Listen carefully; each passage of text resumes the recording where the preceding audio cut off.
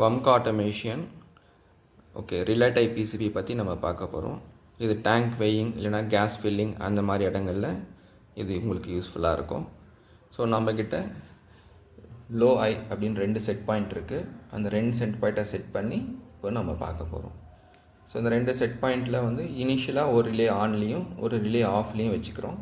Set point வரும்போது first ஒரு relay ஆனில் இருக்கிறது ஆஃப்லேயும் ஆஃபில் இருக்கிறது ஆன்லேயும் நம்ம மாற்றுற மாதிரி 2 விதமான செட் பாயிண்ட்டை கொடுத்து நம்ம செக் பண்ணலாம். ஓகே, ஸோ அதுக்கு நார்மல் ஸ்கேலில் இருந்து முதல்ல ரிலேவை எனேபிள் பண்ணணும் நம்ம. ஸோ அது எப்படி பண்ணுறது அப்படின்னு பார்க்கலாம். ஸோ பவர் ஆன் பண்ணும்போது ஷிஃப்ட் பட்டன் ப்ரெஸ் பண்ணிவிட்டு பவர் ஆன் பண்ணோம்னா 4th கீ ப்ரெஸ் பண்ணி ஆன் பண்ணும்போது விஆர் வெர்ஷன் வந்ததுக்கப்புறம் ப்ரோக்ராம் அப்படின்னு வந்துடுது. இந்த டைமில் நீங்கள் மெனு ப்ரெஸ் பண்ணி உள்ளே போகலாம் ஒரு ஸ்டெப்பாக. ஸோ LOS அப்படின்னு ஒன்று வரும். அது வர வரைக்கும் நீங்கள் மெனு ப்ரெஸ் பண்ணிகிட்டு இருங்க. ஓகே, LOS வரும்போது லோ செட் பாயிண்ட்னு அர்த்தம் அதுக்கு. ஓகே, 0ன்னு இருக்குது. 0னாக்கா எனேபிள் பண்ணலை, 1னாக்கா எனேபிள் ஆகும். இனிஷியலாக ரிலே ஆனில் இருக்கும். ஸோ 2ன்றது இனிஷியலாக ரிலே ஆஃபில் இருக்கும். நம்ம செட் பாயிண்ட் லோவுக்கு 1ன்னு செட் பண்ணுறோம், ஹைக்கு வந்து 2ன்னு செட் பண்ணிக்கலாம். ஓகே ஓகே, இப்போது 0 பண்ணியாச்சு. அது பண்ணதும் உங்களுக்கு பார்த்தீங்கன்னா லோன்ற செட் பாயிண்ட்டில் ரிலே ஆன் ஆகிடுச்சு.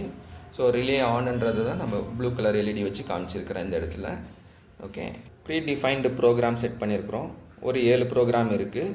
ஸோ அது எப்படின்னா ப்ரோக்ராம் 1க்கு வந்து செட் வேல்யூ 4ன்னு செட் பண்ணியிருக்கிறேன், 2ன்றது 5ன்னு செட் பண்ணியிருக்கிறேன்.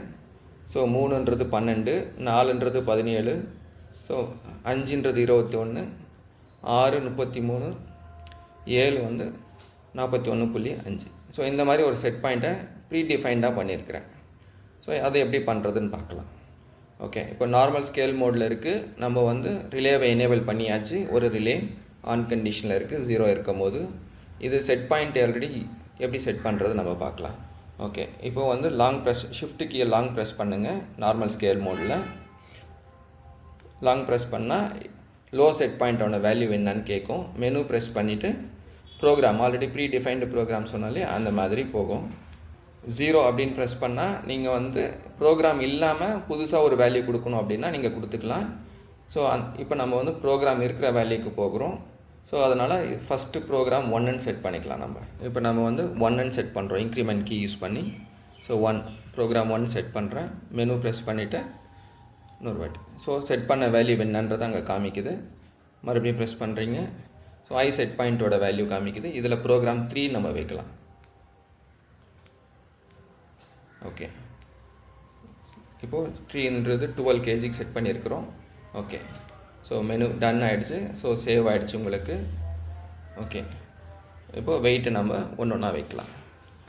இப்போ நமக்கு வந்து இங்கே கேலிப்ரேஷன் வெயிட்டை வந்து நான் எப்படி வச்சுருக்கேன் 10 டைம்ஸ் அதிகம் பண்ணி வச்சுருக்கேன். ஸோ 200 கிராம்னா 2 kgக்கு உங்களுக்கு ரிப்போர்ட் ஆகும். ஓகே, வெயிட் நம்ம வைக்கலாம்.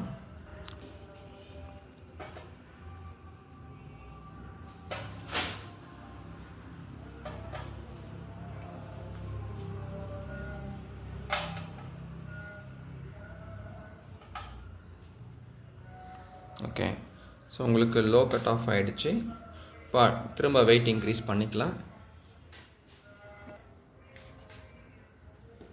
ஓகே, 1 kg அதை ஓகே, இப்போ நம்ம 12 kgக்கு செட் பண்ணியிருக்கிறோம் அடுத்த வெயிட்டு. ஸோ உங்களுக்கு வந்து 12 kgக்கு மேலே போகும்போது அந்த ரிலே ஆன் ஆகிடுச்சு.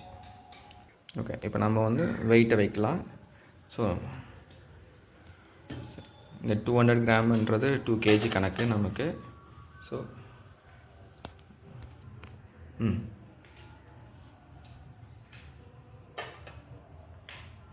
ஸோ 4 kg வந்தது உங்களுக்கு லோன்றது கட் ஆஃப் ஆகிடுச்சு. இப்போது அடுத்த செகண்ட் ஸ்டேஜ் பார்க்கலாம் நம்ம.